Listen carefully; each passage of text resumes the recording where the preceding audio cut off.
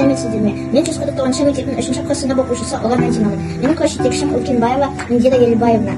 Мен қазір сіздерге сүт өнімдері туралы айтып шығамын. Айран, қаймақ, сармай, сүзбе, қот, ірімшік, сүт өнімдері біздің тісімізге, сүйегімізге өте пайдалы.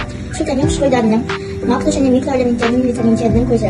Сүт бізде кальцийді А және Б1, Б2, Е, Д, С витаминдерінің басқа да қоректі заттарды жеткізеді. Менің атым Нұрмхан Дінислам. Мен 3-ші классында оқушысымын. Менің сынып жетекшімнің аты Индира Елубаевна. Мен сендермен сүт өнімдері туралы ақпарат бөліскім келеді. Сүт өнімдерге сүт, ірімшік, қаймақ, сармай жатады. Сүтте Б1, Б2, Б3 витаминдері өте көп. Сүттен ірімшік, қаймақ, сармай жасалынады. Ірімшікте ақуыздар өте көп. Және де ірімшіктің 2 түрі болады: қатты және жұмсақ. Қаймақ пайдалы және тәтті. Және де сарымай күніне біз сарымайды 1 қасық жеп тұруымыз керек. Сүт өнімдердің барлығында кальций бар. Кальций ол бойымызды өсіреді және де сүйектерімізді қатайтады. Сәлем достар, бұл бізде сүзбе. Біз оны таңғы аста ішеміз. Бұны біз күніге 2 рет ішуіміз керекпіз.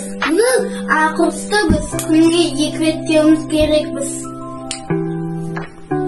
Достар, сүтті біз көп ішеміз. Таңда немесе шаймен ішкенге. Витаминдар береді. А, В, С, Д, В2 витаминдар көбінесе береді. Дәмді сүт. Сәлем достар, менің есімім Айсара. Мен 3-сі оқушысымын. Менің апайымның аты Үлкенбаева Индира. Бүгін біз бұл жемістерден аз тағам жасаймыз. Бұл бізде алма. Алмада А витамині бар. Бұл бізде мандарин. С витамині бар. Кивида Б витамині бар. Банан В витамині бар.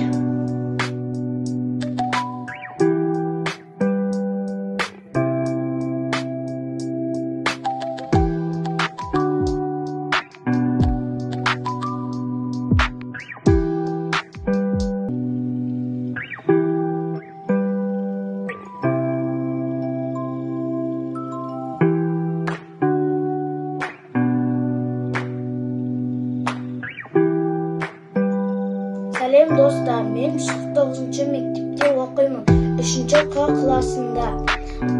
Менің алдымдағы тұрған сүт өнімдері, олар адамның денсаулығына өте пайдалы, ағзамызға да пайдалы. Бұлар бізге кальций және басқа да дәрумендерді береді.